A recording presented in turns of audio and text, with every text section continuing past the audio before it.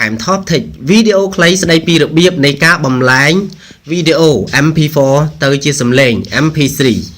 យើងសង្កេតឃើញថាមានប្រិយមិត្តជាច្រើនបន្ទាប់ពី download video ចម្រៀង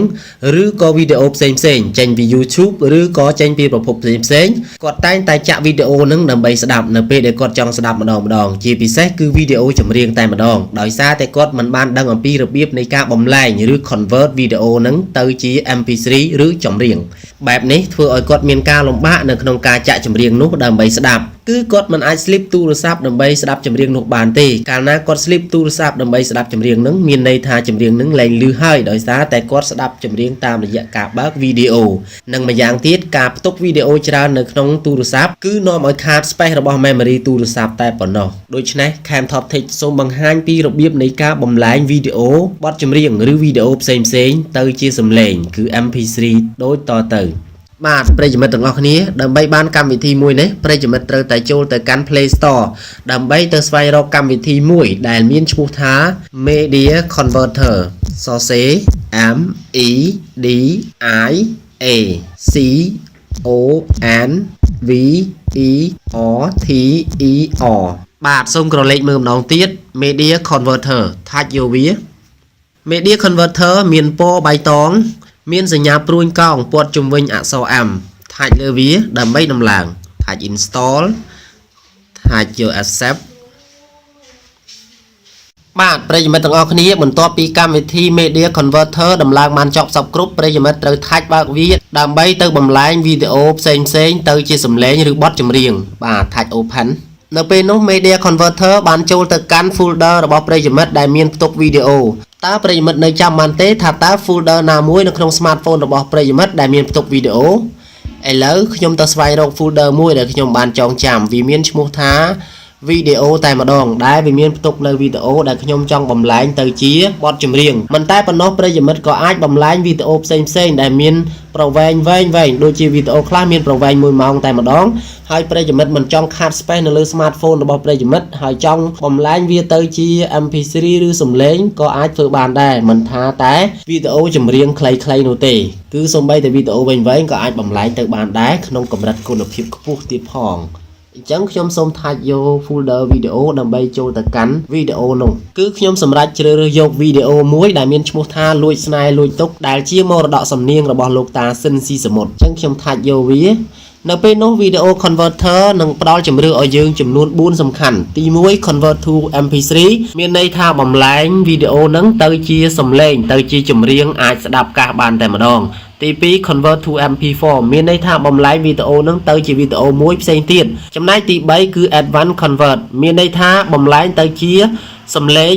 ឬក៏ MP3 ដដែលប៉ុន្តែ Advanced Convert នេះគឺជាការបំលែងទៅ MP3 ឬសំឡេងនៅក្នុងកម្រិតខ្ពស់ដែលច្បាស់ល្អមែនទែនអញ្ចឹងមិនបាច់និយាយច្រើនគឺខ្ញុំសូមថាច់យក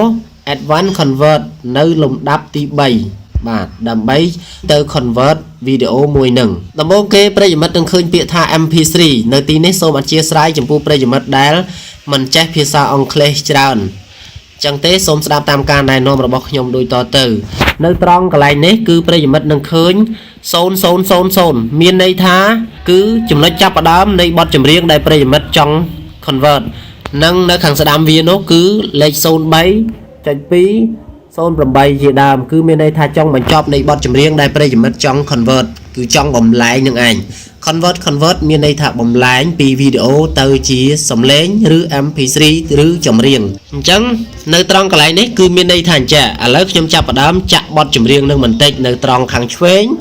មាននិមិត្តសញ្ញាចាក់បទចម្រៀងតែម្ដងឥឡូវខ្ញុំចាប់ផ្ដើមចាក់ពេលចាក់ដំបូងគឺអត់ឮសំឡេងទេបាទទាល់តែបន្តិចក្រោយមកបានវាឮសំឡេងចង់មានន័យថាម៉េចនៅត្រង់កន្លែង00មិញហ្នឹងនៅពេលដែលចម្រៀងហ្នឹងវាលោតទៅដល់វិនាទីទី3ទើបវាឮប៉ុន្តែមុនវិនាទីទី3វាមិនឮទេដូច្នេះប្រិយមិត្តត្រូវថាច់យកកន្លែង00ហ្នឹងមកដើម្បីកាត់អានាទីមុនចោលគឺនាទីមុនវិនាទីទី3ចូលមកដល់នឹងឯងថាច់យកវាមកខ្ញុំសេរីទៅកាន់ទី3មានន័យថាយើងចាប់ផ្ដើមយកសំឡេងនឹងជាផ្លូវការនៅត្រង់វិនាទីទី3គឺ1 2 3គឺជាវិនាទីនឹងឯងបាទនៅខាងចុងគឺ03.208 ចុច08មានន័យថា3នាទី8វិនាទីបាទចប់សំគ្រប់ទៅហើយប្រិយមិត្តចូលមកជំហានបន្ទាប់មួយទៀតគឺប្រិយមិត្តនឹងឃើញពាក្យថា audio quality គឺមានន័យថាគុណភាពសំឡេងអញ្ចឹងប្រិយមិត្តឃើញហើយនេះខ្ញុំអូចុះឡើងបើប្រិយមិត្តចង់បានគុណភាពខ្ពស់ប្រិយមិត្តត្រូវតែអូសឲ្យកាប់នៅខាងស្ដាំអញ្ចឹងយើងត្រូវតែអូសឲ្យកាប់ដើម្បីបានគុណភាពសំឡេងនឹងខ្ពស់ឬពីរោះល្អអញ្ចឹងបន្ទាប់មកទៀតគឺប្រិយមិត្តនឹងឃើញពាក្យថា sample rate នៅក្រោមពាក្យ sample rate នឹងមានពាក្យថា auto ប្រិយមិត្តថាច់លើពាក្យ auto នឹងមកមានន័យថាម៉េចមានន័យថាប្រិយមិត្តត្រូវតែជ្រើសរើសតម្លៃលេខដែលធំបំផុតដើម្បីឲ្យចម្រៀងនឹងមានគុណភាពច្បាស់ល្អបាទថាច់យកលេខ 48000 HZ ថាច់យកវាមកបាទបន្ទាប់មកទៀតគឺ save to មានន័យថាប្រិយមិត្តត្រូវទៅជ្រើសរើសយកទីតាំង folder ដើម្បីផ្ទុកបទចម្រៀងមួយនឹងបាទខ្ញុំជ្រើសរើសទីតាំងដែលផ្ទុកបទចម្រៀងមួយនឹងនៅត្រង់ memory machine របស់ smartphone តែម្ដងហើយ folder ដែលវាផ្ទុកនឹងគឺមានឈ្មោះថា Android បើចង់ touch change ក៏បានដែរប្រិយមិត្តអាច back នៅត្រង់កណ្ដាល back ទៀតមកនៅត្រង់កណ្ដាលដដែល back ទៀតមកបាទហើយទៅអូសចុះក្រោមបន្តិចមកប្រិយមិត្តទៅស្វែងរក folder ណាមួយដែលប្រិយមិត្តមានការចងចាំនៅលើ smartphone របស់ប្រិយមិត្តគឺ folder ឈ្មោះថា Android ខ្ញុំចង់ដាក់នៅទីនេះថាច់យក Android មកហើយថាច់យក OK នៅខាងឆ្វេងផ្នែកខាងក្រោមបន្ទាប់មកទៀតប្រិយមិត្តនៅខាងក្រោមបំផុតគេដល់ហើយគឺចំណងជើងបទចម្រៀងប្រិយមិត្តអាចផ្លាស់ប្ដូរចំណងជើងបទចម្រៀងនឹងបានបាទខ្ញុំលុបចោលក៏បានដាក់ថ្មីក៏បាននេះវាចេញមកឲ្យខ្ញុំសរសេរចំណងជើងបទចម្រៀងលុបក៏បានប៉ុន្តែខ្ញុំមិនលុបទេគឺលួចស្នេហ៍លួចទុកខ្ញុំទុកនៅដដែលចុងក្រោយបំផុតគឺប្រិយមិត្តត្រូវតែថាច់យកពាក្យ convert នៅខាងក្រោមជាងខាងឆ្វេងបាទនេះឡើងវាទៅពេលនោះចម្រៀងចាប់ផ្ដើម convert តែម្ដងសូមប្រិយមិត្តរងចាំបន្តិចខ្ញុំនឹងចាក់ចម្រៀងនឹងឲ្យប្រិយមិត្តស្ដាប់សាកមើលបាទឥឡូវបទចម្រៀងនឹងបានបំលែងចប់សពគ្រប់ទៅហើយដើម្បីស្ដាប់បទចម្រៀងនឹងប្រិយមិត្តត្រូវថាច់លើបទចម្រៀងនឹងមកជ្រើសរើសកម្មវិធីដើម្បីចាក់បទចម្រៀង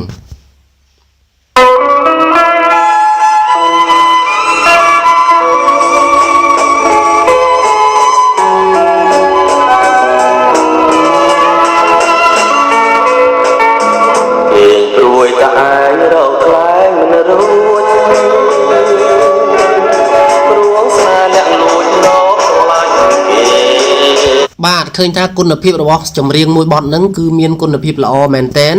ហើយវាចាប់លឺនៅត្រង់វិនាទីដែលយើងបានកំណត់តែម្ដងដើម្បីស្វែងរកបទចម្រៀងនឹងនៅក្នុង smartphone របស់ប្រិយមិត្តគឺងាយស្រួលទេប្រិយមិត្តត្រូវថាច់ចូលទៅក្នុង folder របស់ smartphone របស់ប្រិយមិត្តបាទនេះគឺ folder បាទហើយថាច់យកវាមកដើម្បីបើក folder នឹងឡើងបាទខ្ញុំ save វាដាក់ចូលនៅក្នុង folder មួយដែលមានឈ្មោះថា Android អញ្ចឹងមានន័យថាវានៅក្នុង device វាមិនមែននៅក្នុង SD card ទេបាទខ្ញុំថាច់យក device បន្ទាប់មកខ្ញុំទៅស្វែងរក folder មួយដែលមានឈ្មោះថា Android បាទនេះគឺ folder Android ខ្ញុំថាច់យកវាបន្ទាប់មកប្រិយមិត្តនឹងឃើញបទចម្រៀងដែលខ្ញុំបានបំលែងពីវីដេអូមកបទចម្រៀងឲ្យមិញគឺលួចស្នេហ៍លួចទុកថាច់សារថ្មីក៏បានដែរបាទសូមអរគុណប្រិយមិត្តដែលតាមដានវីដេអូខ្លីៗស្ដីពីគន្លឹះល្អៗពី Cam Top Tech ហើយសូមកុំភ្លេច share វីដេអូនឹងផងដើម្បីទាំងអស់គ្នា